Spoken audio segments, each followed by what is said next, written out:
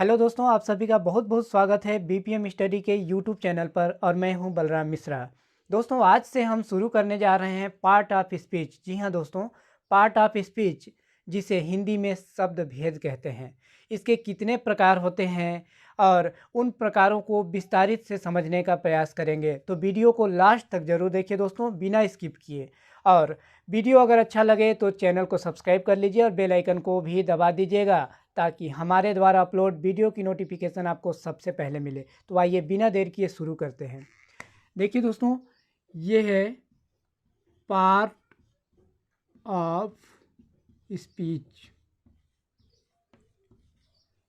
Part of speech, इसे हिंदी में शब्द भेद कहते हैं, यानी शब्द के प्रकार। दोस्तों, पार्ट ऑफ स्पीच जो होता है वह 8 प्रकार के होते हैं। There are 8 types of part of speech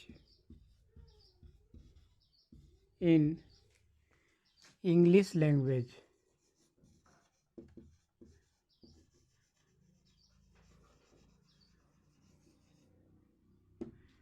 अंग्रेजी भाषा में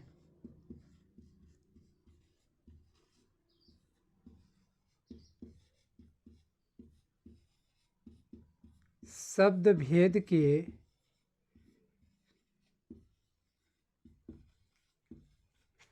8 प्रकार हैं।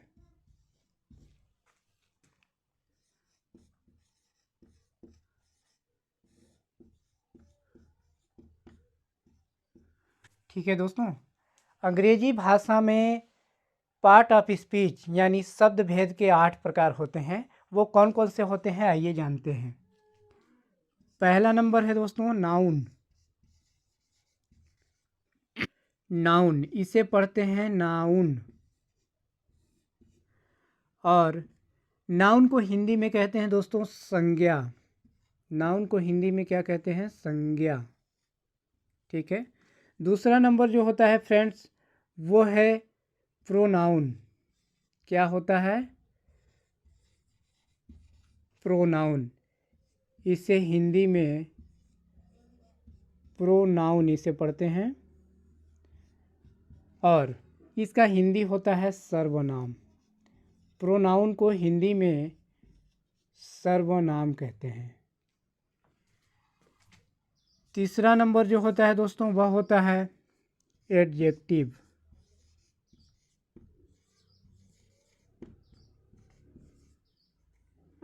एडजेक्टिव, इसे एडजेक्टिव उच्चारण करते हैं।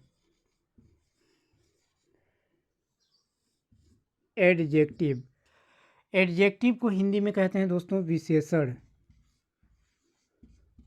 इसे भी समझेंगे बारीकी से कि विशेषण किसे कहते हैं। बस आप वीडियो को लास्ट तक देखते रहिए। चौथा नंबर जो होता है दोस्तों, वह है वर्ब। इसे पढ़ते हैं दोस्तों वर्ब, और इसका हिंदी होता है क्रिया। वर्ब को हिंदी में क्रिया कहते हैं। अगला है दोस्तों 5 नंबर एडवर्ब। इसे पढ़ते हैं फ्रेंड्स एडवर्ब, और एडवर्ब को हिंदी में कहते हैं क्रिया विशेषण अव्यय।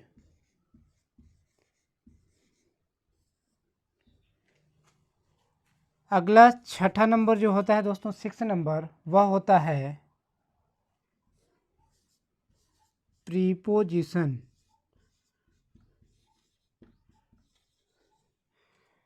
प्रीपोजिशन, इसे पढ़ते हैं प्रीपोजिशन, प्रीपोजिशन का हिंदी होता है संबंध सूचक अव्यय। क्या होता है दोस्तों? संबंध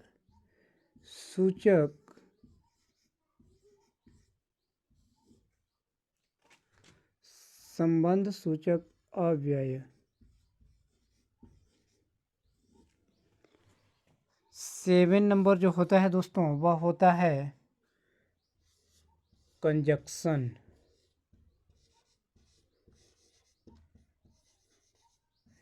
इसे पढ़ते हैं दोस्तों कंजक्शन।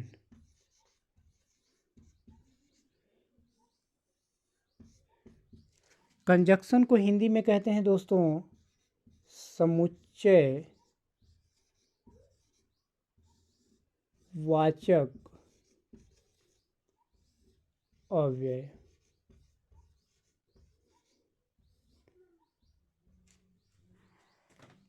एट नंबर जो होता है दोस्तों वह होता है इंटरजेक्शन। दोस्तों इसे पढ़ते हैं इंटरजेक्शन।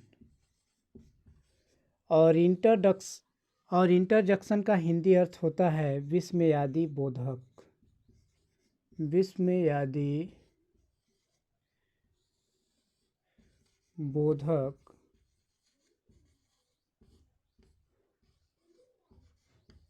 अव्यय।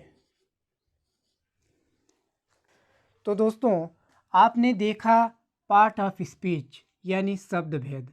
शब्द भेद के 8 प्रकार होते हैं, जिसमें है noun, pronoun, adjective, verb, adverb, preposition, conjunction और इंटरजेक्शन।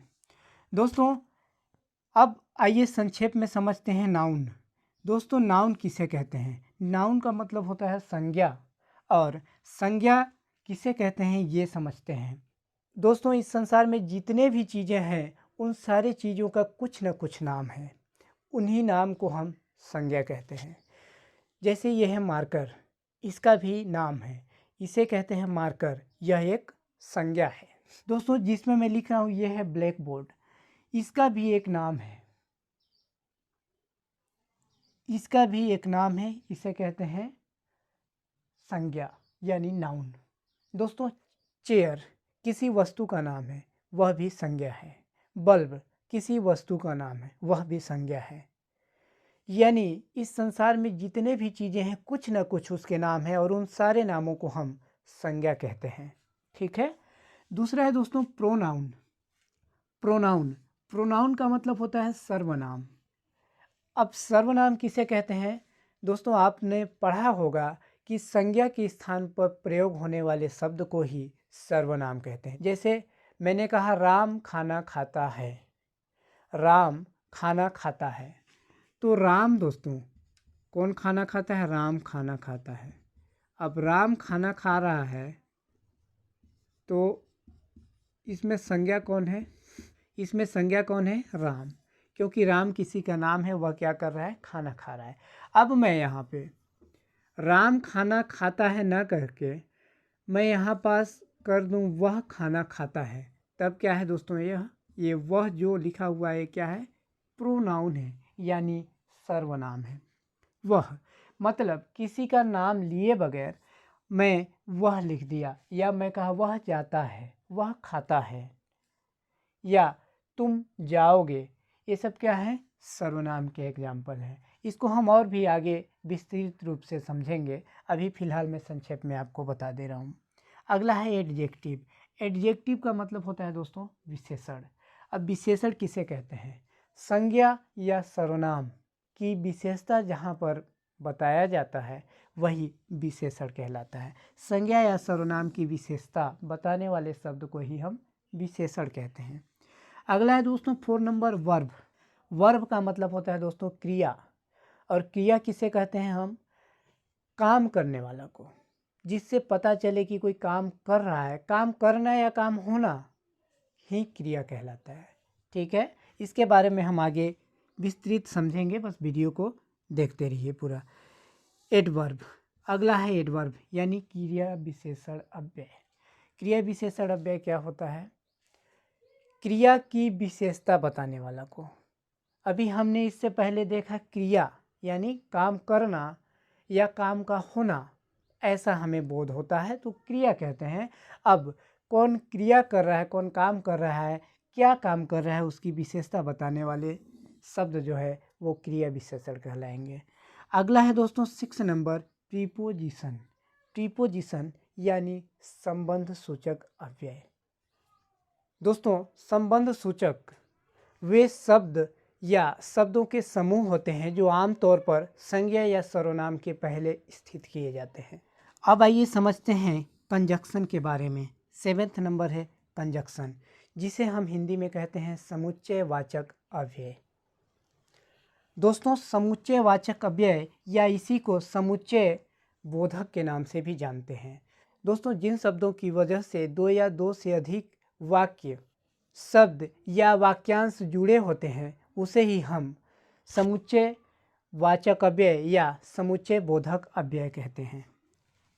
अगला है 8 नंबर इंटरजेक्शन यानी विस्मयादि बोधक। दोस्तों विस्मयादि बोधक किसको कहते हैं ये समझते हैं। जिन शब्दों में घृणा, विस्मय, आश्चर्य आदि भाव व्यक्त होते हैं उन्हें ही हम विस्मयादि बोधक अव्यय कहते हैं। दोस्तों अगले पार्ट में आपको हम इसकी विस्तारित इंग्लिश डेफिनेशन और हिंदी डेफिनेशन विथ एग्जाम्पल बताएंगे, तो अगली वीडियो को ज़रूर देखिएगा।